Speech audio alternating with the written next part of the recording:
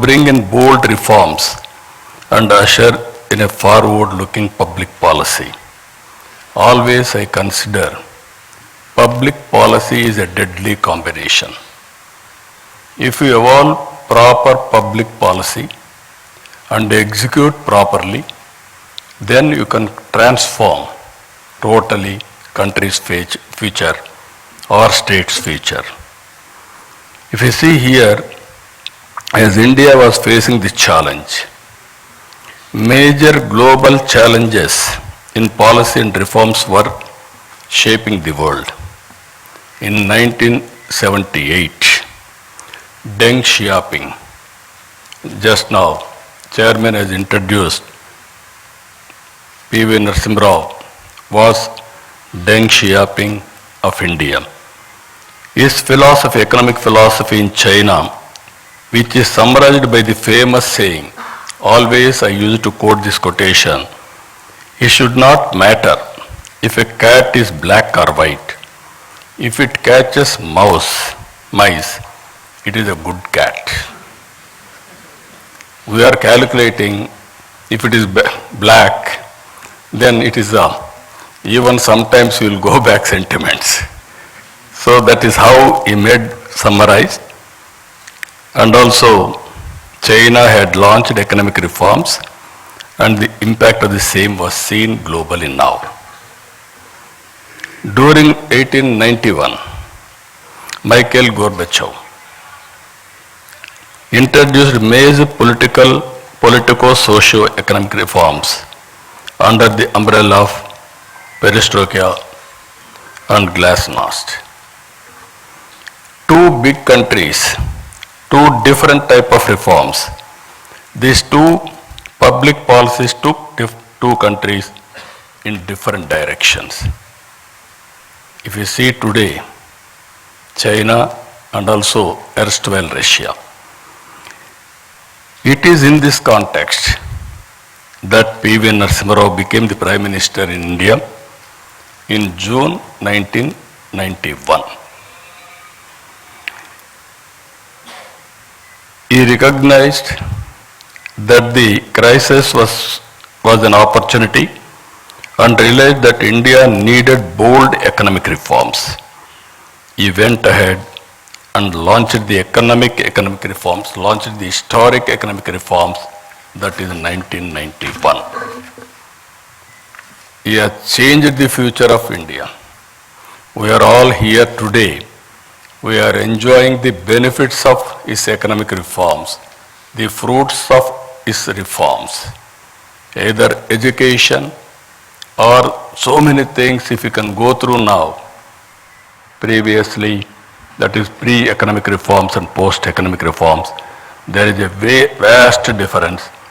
According to me, is a game changer. One, China, Deng Xiaoping was respected in that angle. India's Deng Xiaoping, P.V. Narasimha Rao, nobody can forget his contribution for the nation.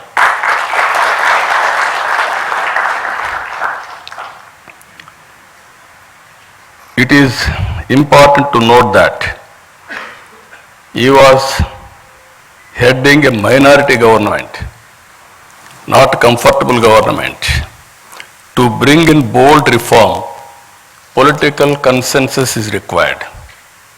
Because of his political acumen, he was able to convince all stakeholders and bring consensus across all political parties beyond their political ideologies. Some intellectuals, friends are there, even media.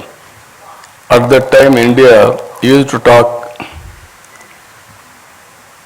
some parties are talking communism, some parties are talking capitalism, some people are talking socialism.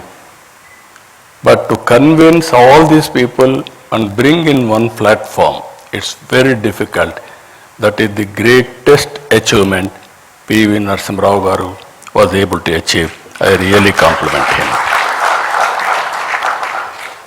P.V. Narasimha Rao Garu ended the license Raj and made it easier to start and run businesses. He opened up the Indian economy to foreign investment. He reduced import duties, simplified taxes, and allowed private and foreign players into many sectors.